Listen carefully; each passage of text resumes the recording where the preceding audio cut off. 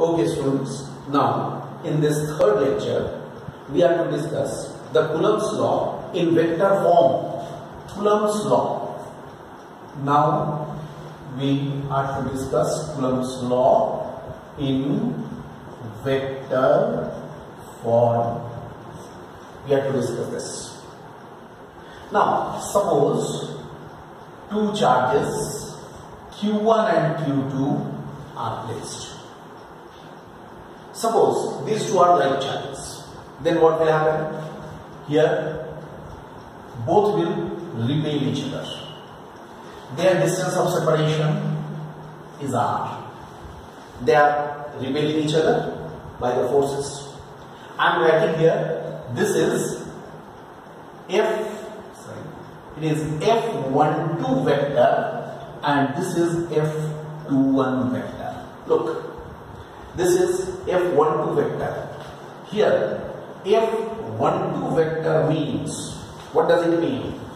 Force on first charge due to second, and F21 vector, force on second charge due to first, like this.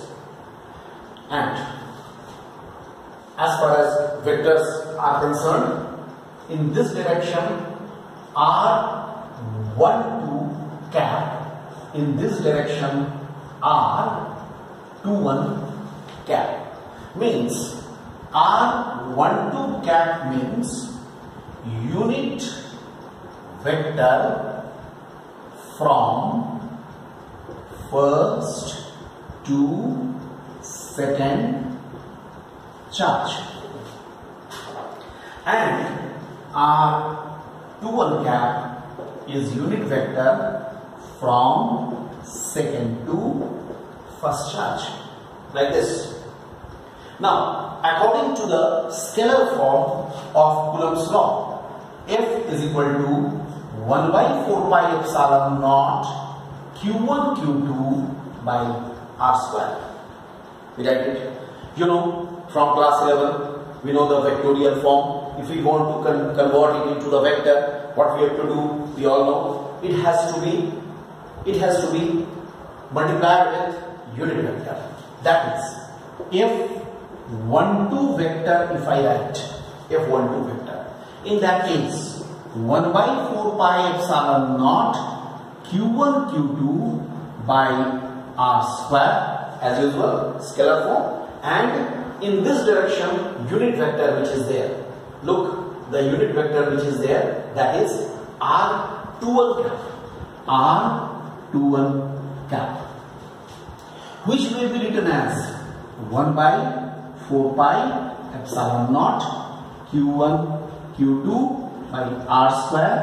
This may be written as R21 vector by R, because you know, any vector, if it is divided by its own magnitude, it gives the unit vector in that particular direction. So F12 vector is equal to 1 by 4 pi epsilon naught Q1 Q2 by R cube R21 vector. We write it like this. And similarly, F21 vector may be written as 1 by 4 pi epsilon naught Q1 Q2 by R cube R12 vector. These two are the values. Obviously, here I write, obviously R21 vector is equal to minus R12 vector. So F12 vector is equal to minus F21 vector. It means these two forces are equal and opposite. As a home assignment for you, I am giving it to you. If we consider Q1 and Q2 both are the unlike charges. If they are unlike charges, then obviously the direction of these forces will be reversed. Right? You can practice it at your home and you will be getting the same result. This is an assignment for you. What you will do?